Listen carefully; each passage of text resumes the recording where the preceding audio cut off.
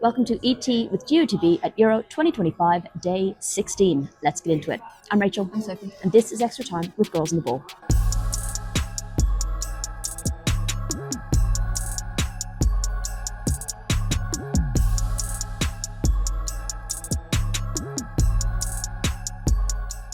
I knew this game would be spicy. I thought it would be like maybe high quality game, but I feel like the best way to sum up what just happened between France and Germany was I don't want to say low quality, but not a lot of quality, but a lot of drama.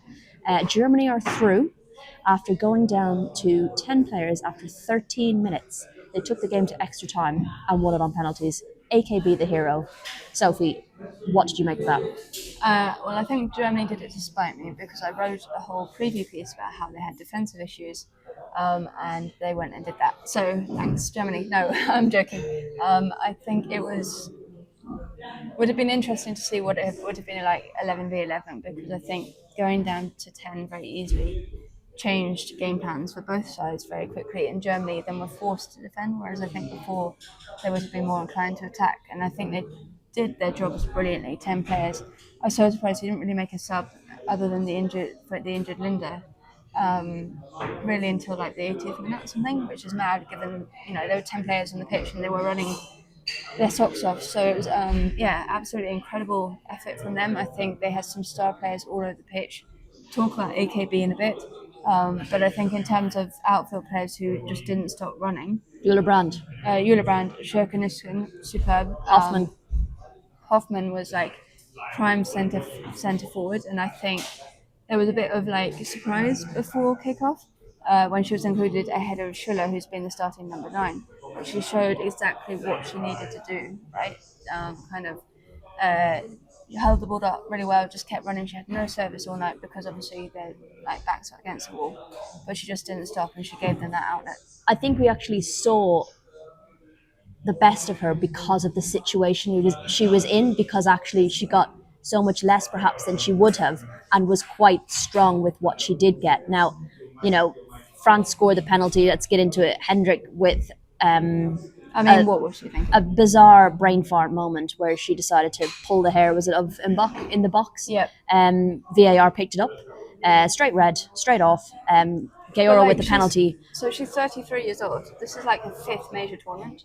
That is not an action of an experienced player, and I just don't know what she was thinking because in this day and age as well, I mean, it's completely inappropriate to do anyway, but especially when you've got VAR and the cameras will pick it up. What on earth were you thinking? Like, it was just, she wasn't even near the ball. It just didn't make sense. It was absolutely batshit. It was stupid. GOTB then went ahead and scored that penalty, and they were down to 10 from the 13th minute. And people on Twitter were saying to us, oh, well, tactically, when you're down to 10, like, you're able to focus more on defending and blah, blah, blah. They were down to 10 against Sweden, and they were awful. Like, there was a real resilience, grit. I think it's about the fact that it was France as well. There was pushing and shoving at times. They clearly, aren't fans of each other, that's for sure. It was a real grudge match, it felt like. But I think actually they collectively got behind the dislike of the referee. I think she really, really struggled to get any sort of handle or control on that game. It felt like after she gave the red card, she was reluctant to give any cards for the rest of the match. There were 50 fouls in total across the game.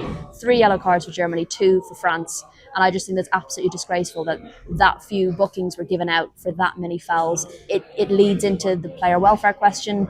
Players could get badly injured if you're allowing things to fly in like that and you're not stamping a mark on it and start booking. It's and accumulation. Surely, if you get to a point where a team has made 10 fouls, pull out a bloody card. Like, that really was a bugbear for me tonight because she blew the whistle. It felt like every 60 seconds. The game was so bitty, broken up, and yet there were so few bookings that it just carried on then throughout the game. I think that was the whole problem as well, especially not necessarily from a French point of view, but just from a game rhythm point of view.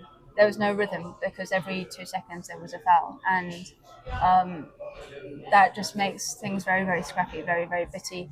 France can't get any rhythm going forward. Germany have, they probably plays into Germany's hands a bit more because it is stop-start. It gives them a bit of a breather. I don't know, it was very frustrating, and some of the fouls were just like not even fouls. It looked like shoulder to shoulder. It looks like sometimes she'd see the player on the floor. That was it. Like, there was actually one I saw like near the top of the box for Germany. It was a French player. I think it might have been Cascarino, perhaps. The ref didn't even see the foul, but she then turned around and saw the player on the ground, and about 3 seconds later gave the foul. And I was like, there's not a chance you saw that. The line-out was doing nothing. So that was, it was frustrating. It was pissing players off. You could tell it was the crowd were not happy. But my biggest concern was player welfare, and I just think that if you don't get a handle on a game like that, someone could get seriously injured. Back to the game. Back to the game. I was going to say France France firstly had about 75% possession, I think, in the first half. Understandably, that gives you an idea of how much Germany defended, and yet weirdly, Germany looked the better team almost. Like it didn't feel like France had an extra player. France were stereotypically France in a quarterfinal. I mean, that was their 8th loss in 9 quarterfinals. They had the last win in a quarterfinal was in 2012 in a major tournament at the Olympics. They won in Euro 2022. They got to the semi-finals against Germany. Oh yeah. So that was in 9. I think that was one game they've gotten. Yes. Yeah. So yes.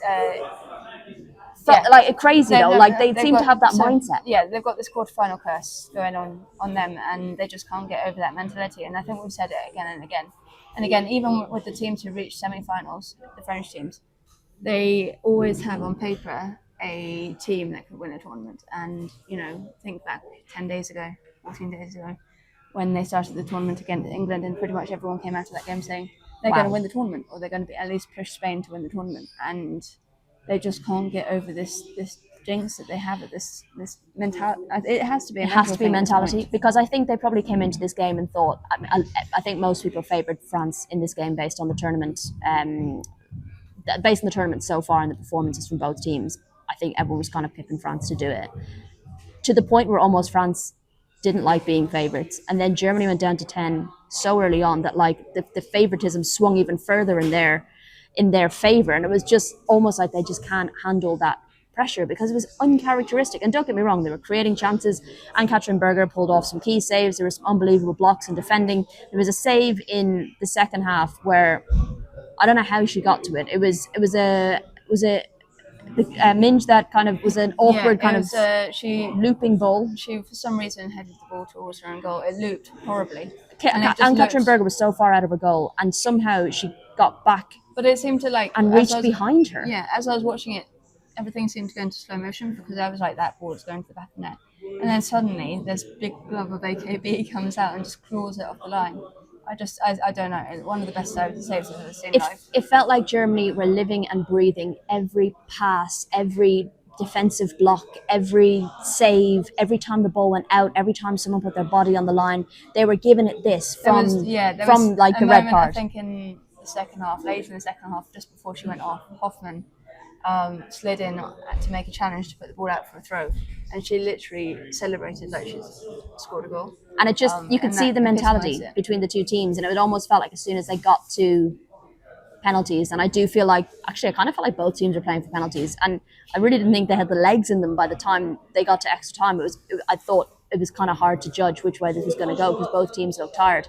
Arguably France were, I wouldn't say necessarily battering on the door, but certainly in and around the goal, in and around the Germany box. Melvin Millard hit the bar with seconds the last to go. Of the game. Oh my God! Could you imagine if that? And part of me wanted the ball to go in. I did not want to shoot another bloody penalty or see another penalty. We also mentioned there was another penalty missed during the game. Nuskin, who'd gotten the equaliser, which we should mention, from open play, missed a penalty to put Germany ahead. And whatever the hex is, whatever the voodoo is here in Switzerland, I don't know what it is. I saw a good point from one of the journos in our chat saying that they think that the more penalties that are missed, the more it plays on players' minds when they step up to take a penalty, because it's almost like, when someone yawns, you yawn, and there's almost that kind of, it gets in your head about penalty miss. 48% of penalties have been scored in this tournament, all that kind of stuff. It's so mental. So actually, to be fair, the penalty shootout, there was a lot of goals.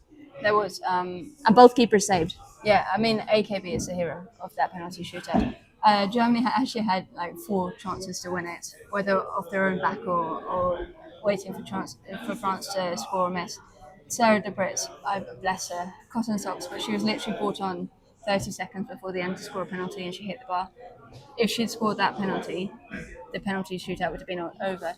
But they hung in there. AKB made 2 penalty saves, and then she how we were talking about that 5th penalty.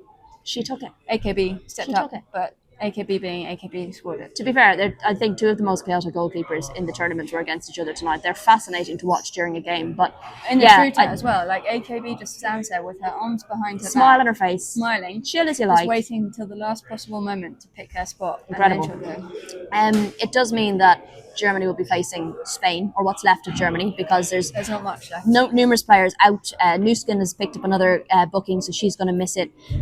Obviously, Hendricks going to miss it. There's a couple of players hobbling off in crutches. Linda went off, and so Linda was the player, the left back who was a makeshift right back today because of the right back situation. She had her foot strapped up within like 3 minutes of the game. I've never seen so much tape. And she carried on one limb. She carried on for about 20 minutes, and then she was brought off. But the grit and determination, that just exemplifies it, I think, right there. But I do think Spain will be licking their lips at the prospect of facing a battered and bruised Germany, who picked themselves up and got them through to that semi-final from pure grit and determination, as I've said already, resilience, like that, absolutely dragged themselves through it. And it's going to be hard to listen. I did say that this was a great practice for them against Spain because they spent the majority of the game defending. Yeah, but whether they can do that again, and I think the German physios are going to definitely earn their salt in the next couple of days. So. Absolutely. Well, another crazy quarterfinal. They're all done and dusted now. It means Italy will face England and Spain will face Germany in the semi-finals. We've got 2 days now of no football. We will aim to do a quarterfinal roundup / semi-final look ahead at some point as well. But we need to get home, guys, because it's another late one. I don't know what time we're going to get to bed. But I hope you enjoyed this episode and enjoyed the quarterfinal roundups as much as we did. Chat soon.